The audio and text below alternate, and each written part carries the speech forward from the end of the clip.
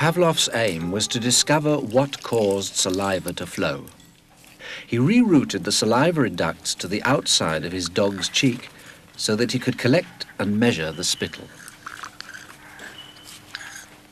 Perhaps, he thought, the production of saliva might be the result of a fixed nervous reflex, like a knee jerk. 5 минут 42,5 секунды.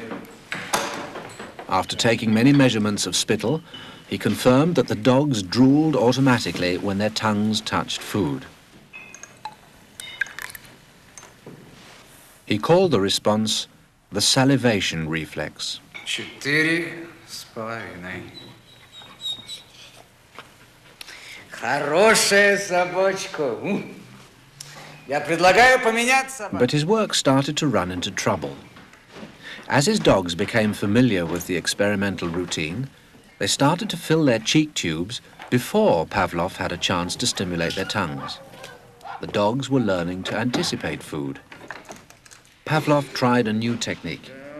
He erected screens so that the dogs couldn't see what was going on.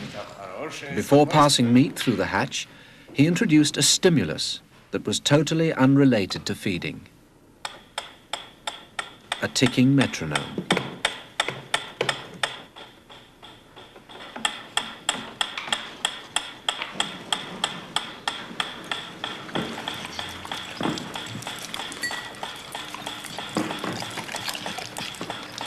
At first, the dog dripped saliva into its cheek tube only when the food appeared.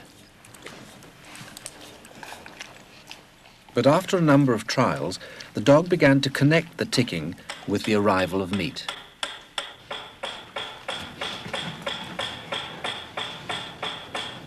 Soon, the sound alone made the dog drool.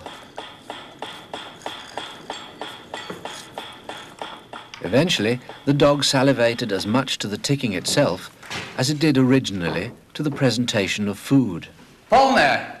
Идите сюда. Что я говорил?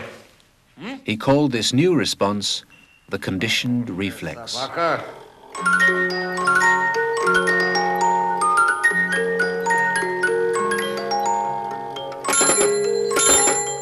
Whatever the stimulus, his dogs could soon be conditioned to produce saliva.